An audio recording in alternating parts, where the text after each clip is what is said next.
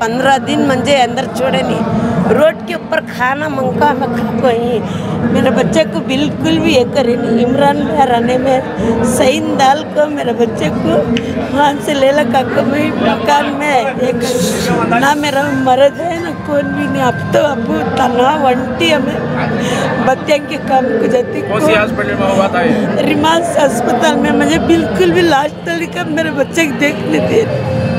वही सच में मेरा बच्चा भी सब होगा। आज इमरान भैया को तो बहुत जान करता था मेरा बच्चा।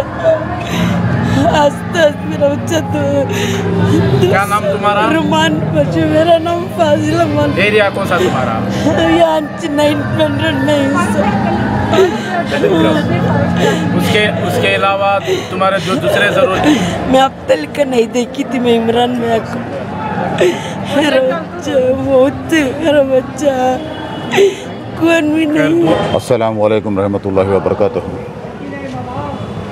सारी चामराजपेट की आवाम को मेरे और मेरे पार्टी की तरफ से रमज़ान की मुबारकबाद देते हुए, इमरान पाशा हर साल यहाँ पे 18,000 राशन की किट बांटते हैं जो भी ज़रूरतमंद लोग हैं, और रमज़ान के महीने में हर साल ये काम होता आता है। वो सिलसिले में आज जो राशन बांटने का जो प्रोग्राम था उनका, वो सिलसिले में मुझे बुलाए थे यहाँ पे कि आप आओ, थोड़ा राशन बांटने का है, चलो आपके हाथों से अगर राशन बांटे शुरुआत यहाँ से करेंगे बोल के दावत दी है मुझे, तो मैं आया था। नहीं, यकीनन देखो माइनॉरिटी की तरफ से दूसरा कोई नाम है नहीं सिवाय इमरान पाशा के। इमरान पाशा साहब से बेहतर कैंडिडेट चामराजपेट के लिए दूसरा कोई हो नहीं सकता। ये पहले भी मैं 10 बार बोल चुका हूँ और अभी भी बोल रहा हूँ। इंशाल्लाह जो अभी ये सेकंड लिस्ट अभी अनाउंस होती है 5-8 दिन में, उसमें इमरान पाशा साहब का नाम आना यकीनन तय है। इंशाल्लाह अगर हो गया तो हमारी भी कोशिश है कि इमरान साहब को अगर सीट अनाउंस होती है, टिकट अनाउंस होती है, तो इंशाल्लाह यकीनन चामराजपेट के अगले एमएलए इमरान पाशा होंगे यहाँ से। देखो, ये बीजेपी की कायराना हरकत है, बीजेपी की कायराना हरकत है। हम लोग तादाद में 1,40,00,000 से ज़्यादा कर्नाटका में होते हुए हमारा परसेंटेज तकरीबन ऑफ द रिकॉर्ड हम लोग 13 से 14% हैं। क्या आउट ऑफ द रिकॉर्ड हम लोग कम से कम 18 से 20% हैं। वो तादाद को वो उतनी तादाद जो कौम की है, हमको कम से कम 17 से 18% का रिजर्वेशन हमारी ज़रूरत थी। हम लोग 10% किसी हालत में होना बोल के हमारा डिमांड था। सिवाय अलावा से बढ़ाने के अलावा अभी उन्होंने वो जो 4% हमने जो देवेगौड़ा साहब की हमारी देन थी उसे भी निकाल के EWS में जो मिलाएं कि दूसरे कम्युनिटी के साथ में मर्ज हो के ये परसेंटेज तुम शेयर कर लो बोल के, ये बिल्कुल नाइंसाफ़ी है हमारी कौम के साथ। क्या एक्शन रहेगा या रिएक्शन इस सिलसिले में? क्या इंशाल्लाह बहुत से चीज़ें हैं, बहुत से चीज़ें सोचते हैं। पूरी कौम मिल के पार्टी के साथ काम करना, पार्टी के साथ में ये चीज़ लड़ना एक अलग चीज़ है। ये कौमी मसला है। इंशाल्लाह ये पूरी सारी कौम मिल के, पार्टियाँ अपनी जगह, कौम अपनी जगह है। अगर मसला कौम तक आ गया है तो सब इंशाल्लाह मिल के इसके ऊपर काम करेंगे और जो भी परेशानी कौम के ऊपर आती है सब मिल के उसका सामना करेंगे इंशाल्लाह आगे। तो इस सिलसिले में लीगल एक्शन हो या फिर सड़कों पर उतरने का मामला हो, क्या स्ट्रेटजी तैयार की गई? यकीनन देखो, अगर वो अच्छाई से समझ गए, अगर अल्लाह उनको तौफीक दिया, जो बीजेपी गवर्नमेंट वालों को, नहीं ये हमारे से गलती हो गई है, ये नहीं करना था, ये गरीब कौम है, क्या इनमें बहुत मजबूर लोग हैं, इतनी बड़ी तादाद की कौम को अगर हम लोग ऐसा कॉर्नर कर डाले, ऐसा इनका रिजर्वेशन अगर हम लोग कोने में डाल दिए तो इनकी हालत बहुत ख़राब हो जाती बोल के, अगर वो सोच के, अगर हमारी कौम के बारे में भला सोच के अगर बीजेपी इसको फिर रिवाइव करती है तो इसके बारे में कुछ सोचती है, इसको अगर वापस ले लेती है, अगर ये जो भी इन्होंने अनाउंस करें उसका अगर सेटबैक होता है तो हमारे तरफ से शायद कोई भी प्रोटेस्ट नहीं होगा।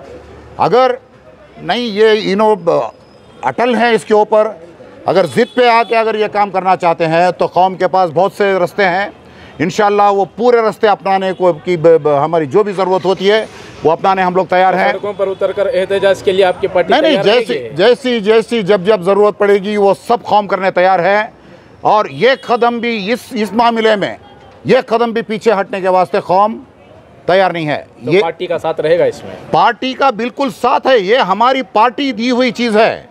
ये जो भी 4% हमारी कौम को जो दे के हैं कर्नाटका में, वो श्रीमान HD देवेगौड़ा साहब की देन है, ये हमारी पार्टी की देन है। इंशाल्लाह ये लड़ाई के लिए हम लोग किसी भी हद तक जाने के लिए तैयार हैं। सर, इस सिलसिले में उलमा इकराम से कुछ गुफ्तगू हुई है, क्योंकि कल उलमा इकराम की बहुत से एक बड़ी मीटिंग हुई। नहीं, उलमा इकराम की बाकायदा जिम्मेदारी बनती है, जैसे हर मुसलमान की जिम्मेदारी है उलमा इकराम की, और ज़्यादा जिम्मेदारी। क़यादत में आपकी टीम या आपकी पार्टी से कोई रब्ता हुआ? नहीं, बेशक हर एक से बात होती है। खाली एक ही पार्टी के लोग नहीं हैं, खाली एक तरफ के एक गांव के उलामा नहीं हैं, पूरे स्टेट के जितने भी उलामा हैं उनसे सबसे रब्ता होता है। इंशाल्लाह ये अंदर की बात जो भी चलती है आपको मालूम रहेगा। कल जब से परसों रात से ये जब भी अनाउंसमेंट हुआ है उसके बाद में पूरे स्टेट में हल्ला मच के है और कौम में एक तरीक़े का एक सोच पैदा हो गई है, ये क्या हरकत होती है बोल के, और उसके ऊपर और सोच ऐसी है, ये फिक्राना सोच है। अब ये सोच के अब ये जो परेशानी वाली जो हरकत हो के है उसे हम लोग फेस करने के लिए कोई भी हद तक मौलामा भी हमारा साथ देने तैयार हैं। इंशाल्लाह उलमा के साथ बैठ के ही जो भी तरतीब हम लोग अपनाना है, इंशाल्लाह जो बड़ी टॉप लीडरशिप है स्टेट की, वो स्टेट की लीडरशिप, और इंशाल्लाह अगर नेशनल लीडरशिप की भी अगर ज़रूरत पड़ी, जो भी लोग हमारा साथ देते हैं इंशाल्लाह उनके सबके साथ रब्ता करके उनकी राय मशवरा लेके इंशाल्लाह हम लोग काम करने तैयार हैं। अस्सलाम वालेकुम। सबसे पहले मैं अल्लाह का शुक्रिया अदा करना चाहता हूँ। ये जो कार्रवाई है अल्हम्दुलिल्लाह अल्लाह के फजल करम से ये 13th ईयर 13वां साल है रेशन डिस्ट्रीब्यूशन का। ईद के दौरान दिया जाता है, लेकिन अभी मैं रमज़ान के शुरू में ही दे रहा हूँ। आज जो है 5000 रेशन किट मैंने बंदोबस्त की है और अल्हम्दुलिल्लाह उसको डिस्ट्रीब्यूशन किया गया है और हो रहा है। इंशाल्लाह आइंदा दिनों में और 10,000 करने का है। इंशाल्लाह पूरे रमज़ान में 15 से 18,000 जो है हर साल मैं करते आया हूँ। इंशाल्लाह ये रमज़ान के शुरू में आज 5,000 हुआ है। आइंदा दिनों में इंशाल्लाह मैं और जो भी मेरा पैकेज है वो पूरा करने की कोशिश दूसरे करता हूँ। कौमों के त्यौहार हाँ, जैसे कि पिछली ईद में जो संक्रांति हब्बा था उसमें भी मैंने रेशन डिस्ट्रीब्यूशन किए हैं, और जो है क्रिसमस में उसमें भी रेशन डिस्ट्रीब्यूशन हुआ, और रमज़ान में तो हर साल वो तो देते आए हैं।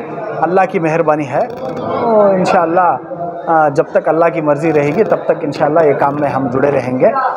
क्योंकि आप शायद देख सकते हो कि लोगों की हालत बहुत ख़राब है, लोग बहुत तकलीफ़ में है। हर किसी के पास उतना पैसा नहीं होता है, और हर किसी के पास उतने पैसों की बंदोबस्त सहूलतें नहीं होती है जो कि वो राशन और ईद का खर्चा और कपड़े ये सारे चीज़ें लें। तो इसी वजह से मेरा दिल बोलता है कि मैं ये काम करूं, तो मुझे अच्छा लगता है लोगों की मैं मदद करूं, मुझे अच्छा लगता है बांटने में, देने में, करने में। तो बस मैं अल्लाह को राज़ी करने के लिए, और अल्लाह ये अमल से अल्लाह खुश होते हैं।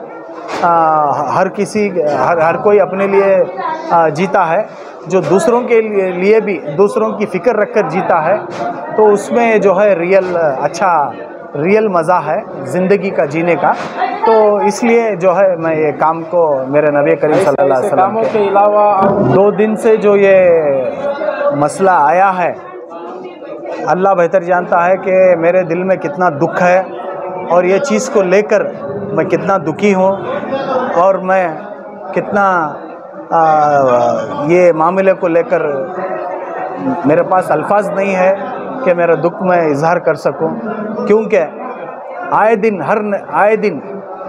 जो है हुकूमत से, ये बीजेपी की जानिब से हम अक़लियतों को, मुसलमानों को टारगेट किया जाता है, मुसलमानों को निशाना बनाया जाता है, मुसलमानों को पॉइंट आउट कर किस तरह से हर आए दिन किस तरह का हम क़ानून बनाएंगे, कौन सा क़ानून हम लेकर आएंगे जिससे मुसलमानों को तकलीफ़ होगी।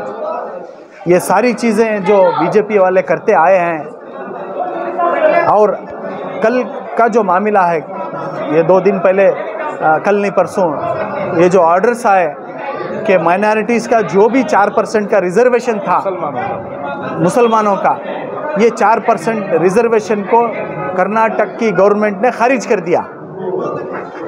इसका बहुत बड़ा नुकसान जो है हमारे गरीब भाइयों पर पड़ता है, क्योंकि ये 4% रिज़र्वेशन में जो भी बच्चे MBBS पढ़ने वाले होते थे, जो भी बच्चे इंजीनियरिंग पढ़ने वाले होते थे, जो भी बच्चे BDS करने वाले होते थे, जो कि ये सीट जो है वो सीट लेना बोले तो लाखों के रुपए खर्च करना पड़ता था। ये सीट लेना बोले तो करोड़्स ऑफ रुपीस, करोड़ों के रुपए पैसे खर्चा करना पड़ता था, जो कि ये रिज़र्वेशन के चलते फ्री में दिया जाता था मुसलमानों के बच्चों को। तो अब जो ये चीज़ जो है लाकर क़ानून को खारिज कर दिया है, ये रिज़र्वेशन को खारिज कर दिया है, और इसमें रिज़र्वेशन दिया जाता था जो भी पढ़ लिख कर बच्चा गवर्नमेंट में जमा हुआ हो उसको 4% लेना ही, और जो 4% के अंदर आते हैं वो कोई भी डिपार्टमेंट हो, चाहे BBMP हो, चाहे स्टेट गवर्नमेंट का हो, चाहे PWD का हो, चाहे बेस्कॉम का हो, चाहे पुलिस डिपार्टमेंट का हो, सब में भर्ती किया जाता था। 4% में मुसलमानों को लिया जाता था। अब ये 4% खारिज कर हम लोग को ज़ीरो में लाकर खड़ा कर दिया है। तो मैं बस अल्लाह से दुआ करता हूँ, और हमारी ताकत कम है, मैं असम्बली में जाने वाला नहीं हूँ। अगर मेरी ताकत असम्बली में जाने वाली होती, अगर मैं MLA होता, तो विधानसभा के बाहर लाख नहीं 10 लाखों को लेकर मैं खड़ा हो जाता विधानसभा के बाहर। वहीं पर जब तक हमें इंसाफ नहीं मिलता तब तक हम वापस नहीं आएंगे बोलकर पूरी आवाम को लेकर मैं हक़ मांगने के लिए, इंसाफ दिलाने के लिए, चाहे विधानसभा के पास जाना पड़ता, मुझे उधर बैठना पड़ता, उधर भूख हड़ताल करना पड़ता, उधर उपवास सत्याग्रह करना पड़ता, चाहे पुलिस की लाठी चार्ज भी खानी हो तो मैं खाने के लिए तैयार रहता, और चाहे मुझे कोई गोली भी मारने आने वाला हो तो मेरे भाइयों का इंसाफ, मेरे भाइयों को हक दिलाने में मैं पीछे नहीं हटता।